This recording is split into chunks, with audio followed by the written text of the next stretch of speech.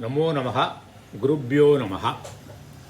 Welcome to session 9 of Sanskrit language and Sanskrit grammar. Extremely delighted to be in touch with you with this journey. In the last session, we saw the alphabets in Sanskrit language, which is known as Devanagari. The lipi, the script is known as Devanagari. So we saw there is an exhaustive list of 64 letters in Sanskrit language. Out of that, 22 are vowels, 33 are consonants, 4 letters are called Ayoga Vagaha, peculiar to Sanskrit. Then 5 letters are used in the Vedic context. Total put together 64. Depending upon the context, the total number sometimes is quoted as 50. Some people say that the alphabets in Sanskrit is 50. Some people say that 52. Some people say that 53. Some people will say that 59. Depending upon the context, they use it. Okay. And now there are some signs used in the Sanskrit language. If you see any Sanskrit book, these signs you can find. Then you can't say that, oh, Ram taught 64 letters, but this sign is not mentioned. These are all not letters. They are all signs. They indicate something. For example, there is a S sign. S sign, you can see that. Between two letters, you will find the S sign. S sign is known as avagraha in Sanskrit. What is avagraha indicates? The S sign indicates earlier there was a short A letter there. That's what the meaning is. For example, Ramo plus Asti. Ramo Asti means Rama is there. Suppose you are joining these two O and A, the two letters, then what will happen is Ramosti, the subsequent A will not be there because the O and A will merge together to form O. And there is a avagraha sign, Ramo, then avagraha sign there will be there to indicate that there was a A letter earlier there. There are sometimes two avagraha signs are used to indicate there are two short A was there. Tata asit.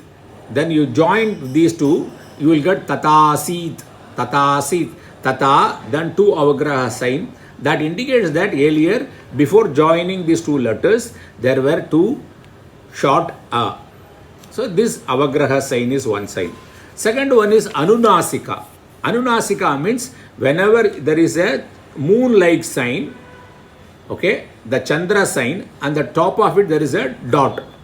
That's called Chandra Bindu sign. Chandra is a moon sign, not the full moon, the third day moon, like third day. So that the moon's shape, then the dot on the top, that is called Chandra Bindu sign. What does this Chandra Bindu signs means? It means that those letters, see, it comes in all the vowels and 8 consonants. It's whenever these signs you find there, then you have to pronounce that letter with not only with the mouth but also with the nostril. Nasalization also should be there. There is a letter A, then on the top of it the Chandra Bindu is there, then you pronounce it like See, the nasalization part is there. So it is applicable to all the 22 vowels. In the consonants, we have seen that the classical consonants, right? Kavarga, chavarga, tavarga, tavarga, pavarga. Every varga has got 5 letters. Every varga, the last letter is known as anunasika. Even though you don't put any Chandra Bindu there, the pronunciation, see, in this 5th letter, there is no mentioning of the Chandra Bindu. The sign won't be there. But the pronunciation involves both the mouth and nostril. The nasalization will be there. That is compulsory. Without the sign also.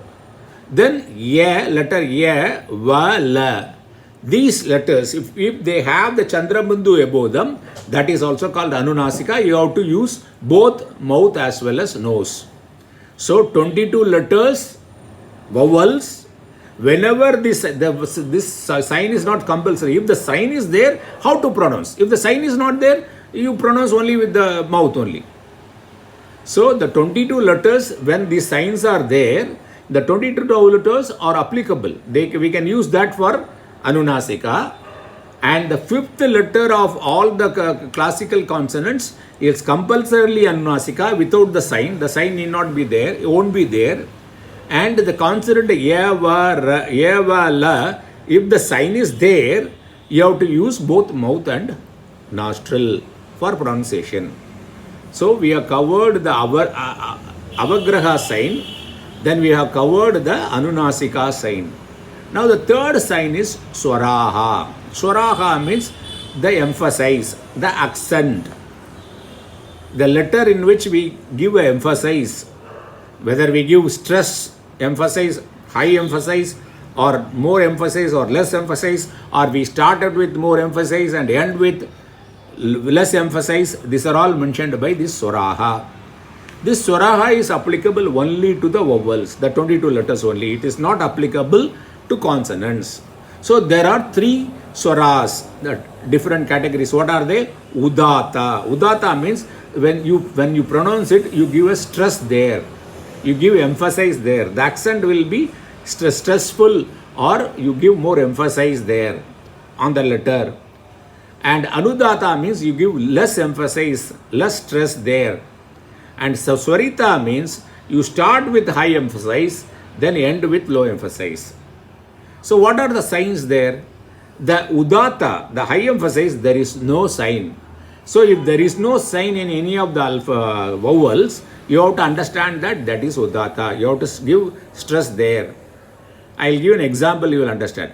Then anudata means behind the letter there is a horizontal line. For example, a is anudata. If you want to inform that the swara is anudata, means you have to not emphasize much, you should not stress much.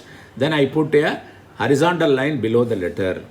Then if I want to say that it is a swarita swara, then I will put a vertical line on the top of the letter.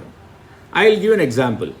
See the word, see what happens whenever we articulate any sound, the air comes from the navel up through the mouth, it comes out. Then only articulation of any word or a sound is possible. So this udata, anudata and swarita tells that where the air movement is. In the case of udata, the air movement goes to the upper portion of the place where the sound is manifesting. In the case of anudata, the air movement is towards the lower portion of the place where the sound is manifesting.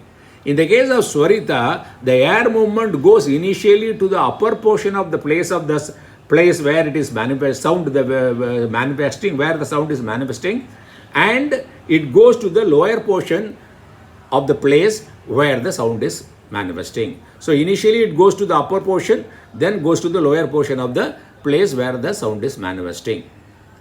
These are the third. So three different swaras. The emphasis, the accent, right? Three different accent. So I will give an example. In the case of udata, the emphasis is there. Okay, the stressed syllable. The syllable is stressed. The letter is stressed. What is that? Agni. Fire is the word. In Agni is the word. Ni is always stressed. When you say the word Agni, see that where the stress goes, ni. So the ni is udata. But the ni will not have any sign, because if there is no sign, it is udata. Anudata, the same word Agni, the first letter A is less stressed. See that Agni, the pressure goes to ni only. It's automatically taught.